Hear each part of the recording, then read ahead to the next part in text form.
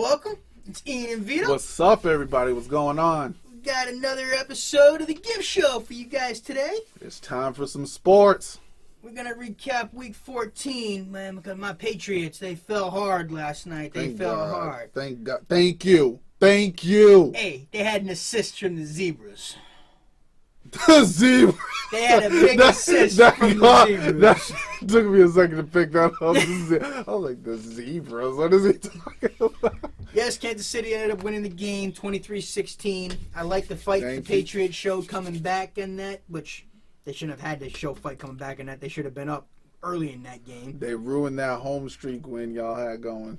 21-game streak snapped. Yep. The, I believe, 42-game streak with Brady and Edelman on the field snapped. Thank you, Patrick Mahomes. Don't be thanking Mahomes. Thank you, Kansas City. Why don't you be thanking Jerome Boger, the head officiator in that game? That was probably one of the worst officiating games I had seen all season. Jeez. I mean, and it started out bad. It definitely started out bad. Damn, Brady only went 19 for 36.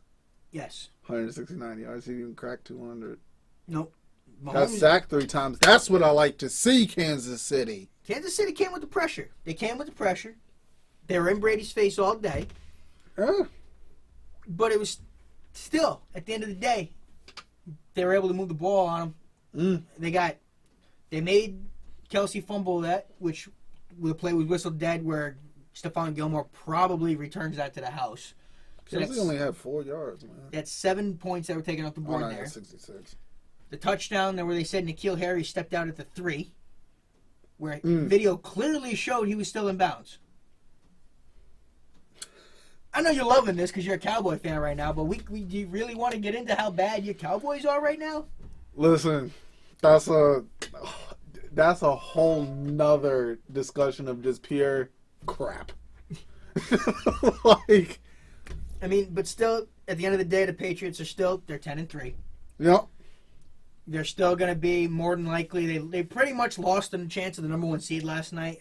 That clearly happened yesterday. But they're still probably going to be the number 2 overall seed. They're going to have a first-round bye unless somehow, some miracle, the Buffalo Bills, Bengals, and Dolphins end up beating them. Which you never know. You never know. But let's be honest, the only chances any team has of beating them is probably Buffalo, which that Week 16 game against Buffalo does really look like it could end up being for that division, which the Patriots have never had to play this late into the season for the division. Hey, time is going to tell, man. But going back to it, Mahomes hurt his hand in the game. It wasn't broken. Everything came back negative. Or positive, I guess. How do you want to look at it? I don't know why they always say negative, but it's a positive look for him. Yeah. His hand is fine. But the Chiefs, they look like they kept their playoff hopes pretty strong. They're going to end up winning their division. The Chiefs are going to be at the end of the day. It's going to be the New England Patriots. It's going to be the Baltimore Ravens, and it's going to be the Kansas City Chiefs fighting for that spot in the AFC. 2 of those 3 teams are going to be in the AFC Championship. That's a good matchup. I like that. I like that little triangle spin you just gave me. I like that. And now if you look at the NFC, the 49ers reaffirm themselves at the top of that league. I don't know if you got a chance to catch any of that shootout between Jimmy Garoppolo and Drew Brees, but that was an insane game. Insane game. A game that started off relatively boring, to be honest. 48-46. It looked early like the Saints were just going to blow 49ers out of the water, and then all of a sudden 49ers come on strong. And what the hell, New Orleans? I mean, you were supposed to win. Yeah. I had you winning. That was a 21-point quarter they had in the second quarter. Y'all let Jimmy G get 4 TDs. Yeah, he did. Not to mention Emmanuel Sanders threw for a touchdown.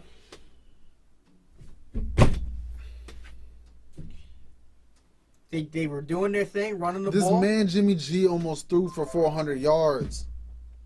And Drew Brees did his thing. He threw for 5 touchdowns and 350 yards himself. Wasn't enough. You expect that from Drew Brees. Yeah, you expect that. You don't expect almost 400 Saint yards from Jimmy G. The defense could not get a stop when they absolutely needed to get a stop. That final play where George Kittle, he couldn't be stopped. They had to grab his face mask. Otherwise, that man was probably going in for 7. Let me tell you, man. And George Kittle is a beast, man. He is a beast of a tight end. I really thought the Saints were gonna win this. This was a tight. Honestly, the winner of that game is probably the front runner to win the Super Bowl right now. The 49ers are clearly looking like they're the front runner. Because honestly, how do the Patriots, Chiefs, they have a shot at keeping up, or the Baltimore Ravens? How do you honestly keep up in that kind of a shootout? Don't sleep on the Ravens. No, the Ravens can score, but can they score at that kind of pace? They're usually methodically drawn out. As I say, time will tell.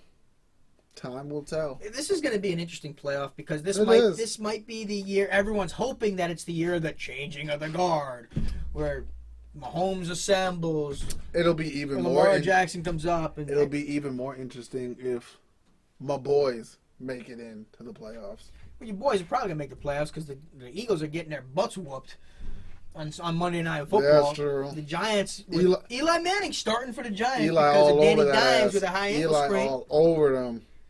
And Eli's up to 17-3 as of the recording of this right now. So I have every faith to believe that the Giants are going to end up winning this game and solidifying even more the fact that I have to say it, your 6-7 Cowboys Don't will be remind me. firmly leading that division. Don't remind me. There is a very strong possibility you guys could have a 7-9 team leading that division and hosting a 14-2 playoff game. Or 14-3 playoff game. Or 13. Hey, get us in there. They'll be there. Get the boys in there. Watch it turn on. If we make the playoffs, watch that turn on. You better hope something turns on. Watch that turn on. You better hope something turns on. But, all right, those are our little nuggets for Week 14. Week 15, we'll preview that on Thursday's show. Yeah. But I know you did want to cover the big amount of money being tossed around in the MLB right now. There are some pitchers getting paid right now. It's ridiculous. Steven Strasburg just signed 7 years, $245 million with the Nationals. Which, good for you guys. You brought back Steven Strasburg, who honestly, everything that he's left on the field for that team, I don't want to say he needed to be paid that much, but that's a lot. Money to pitch, man. That's a lot of money that's held up on a pitcher. I mean, the Red Sox did it. They gave $230 to freaking David Price. So $245 to Strasburg, and Garrett Cole is going to go way north of that. They're talking $330 million for Garrett Cole. The New York Yankees are going to be paying a pretty penny if they want to sign Garrett Cole. They got to pay over $300 million. And I saw it last year. We saw what happened last year when these teams dished out $300 million plus for people. The Phillies gave out $330 million to Bryce Harper. Where'd that get Philly? Did they make the playoffs? No. Washington Nationals didn't have to give all that money to a position player. They saved it for their pitching. But honestly, Strasburg's an oft-injured pitcher. He's had Tommy John. I wish somebody would give me $300 million to throw a damn ball. That would be nice. I wish somebody would. Where do I meet? What time work start? That's ridiculous. That's some $300 million to throw a ball. Boy, man. That's some money, man. That is some money. And you're getting paid in the MLB right now. Those are all if you make guaranteed. that much, you can't have one bad game. So, you can't even have a bad inning. So clearly the Nationals have chosen Strasburg over Rendon. So that means Anthony Rendon will be gone. He's going to be finding a new home somewhere else. The Nationals even came out earlier and said they only have enough money to sign either or. And they put the money in their pitcher. Which pitching wins championships. You need to have the great starting pitching to go anywhere. I mean, just go back to, I'll use the Red Sox as a prime example. They lost Chris Sale, and they had David Price down for most of the year. And where did that team go? Absolutely nowhere. So these pitchers are getting paid. They're going to get a pretty penny. I can't wait to see what Cole's going to get because I hope that they hold up a lot of that Yankee cash. Let them spend so much money on him that they can't go after anybody of more importance. Because I don't want to see the Yankees go nowhere. I really don't. No, hell no. I'm done seeing them go nuts. I'm done. Y'all got enough World Series. So, but that's on the MLB. We'll talk more into that as the winter meetings get going more. Hopefully we get some more signings and we don't have to keep waiting until freaking March. Yeah, for things we'll to get going. we'll give y'all more updates as more details come out. Keep y'all informed. We just had to get going on the what the pitchers we're getting right now because those were just the stories that were coming out. But that big money being thrown around like nothing, man. That's insane. Let's get into the best segment of sports because it's more than a minute now that George is gone. Sheesh. Let's get into that hockey, man, because the Bruins they've been faltering lately. The Bruins, man. They lost 4-1 in regulation one of their first regulation loss to the Avalanche since they lost to the Avalanche. Avalanche snapping the Bruins' home winning streak for their first loss of the year in regulation at home. And then tonight, up in Ottawa, losing 5-2 to the Ottawa Senators, which I believe 2 of those goals were probably open netters because of where it was playing at the end right there. Bruins ended up getting 1. They were down 3-1 going into the third. So the Bruins, they got to get back to their fundamentals. That's all this is showing me. They got to get back to their fundamentals. They got to get back to playing properly in front of the net. They got to start playing for the man next to them. They can't keep relying on their heavy loaded lines to carry them through. I want to start getting back to where they were a few years ago where they were 4 lines deep. Hard to do. Let's see if they can do it. I'd like to see them get back into it. Who knows if it's going to be able to happen. But the Bruins are still in a strong look for where they are in the year. They're still the best team in hockey right now. Every single team's going to hit their slide. They're going to go through these peaks and valleys. It's all about making sure you keep the peaks going longer and you keep those valleys short. Keep them to a game or 2. If you don't want to go into that 5-game slide. No. You want to correct that right away. But that's all I got for the Bruins right now. Hopefully they hockey get minute it going. We'll see if they get it going better. Ian, you got any information about the NBA for us? Man, guys, I don't like talking about the Lakers. Don't like it at all. Not my team, but Nah, you hate talking about the Lakers. You hate bringing up the Lakers at all. Damn Anthony Davis. That man scored 50 points on 20 for 29 shooting. That's efficient. That you didn't see him playing like that in New Orleans. No, that man's happy. He's happy. He's where he wants to be. Exactly. And he's got the ultimate help in LeBron James. Yeah, LeBron. I know, but the man, you got to give it to LeBron right now. The man is playing with the man with the passion that you haven't seen in a long time. He's trying to prove that he is back. True. To being that all-around thumper. But let me give all the Celtics fans a nice update. It looks like Gordan Hayward is back in the lineup. He is healed up. His broken. I believe, I'm not sure if it's just for today or he's permanently back in the starting lineup. I know he has been recovering off that hand injury. But tonight against the Cleveland Cavaliers... Well, they had to throw him as a starting lineup. Yeah. Marcus Smart was out Smart was out. But Boston beat the Cleveland Cavaliers. Was it 110-88? Yeah, 110-88. Gordan Hayward, man. In 26 minutes, he had 14 points, 5 rebounds, 4 assists, 7 of 10. That's not bad for your first game back. That's what I'm saying. Tatum had a good double-double, 19 points, 11 rebounds. Jaylen Brown, another great game, 20 points. Jaylen Brown, 7 you are boards. earning that contract, my Everyone friend. will say, oh, Jaylen Brown ain't worth it. What you got to say now? Game in and game out. The man's worth it. Jaylen Brown has been putting it up. Kemba Walker, another great game, 22 points, 2 rebounds, 7 assists. See, you expect that from Kemba. You do. You expect it from Kemba. That's why they paid him. 22 points in 29 minutes, right there. Jason Tatum in 30 minutes, 19 points and 11 rebounds, hitting that double-double. That's good. Getting on those boards. That's good. Now,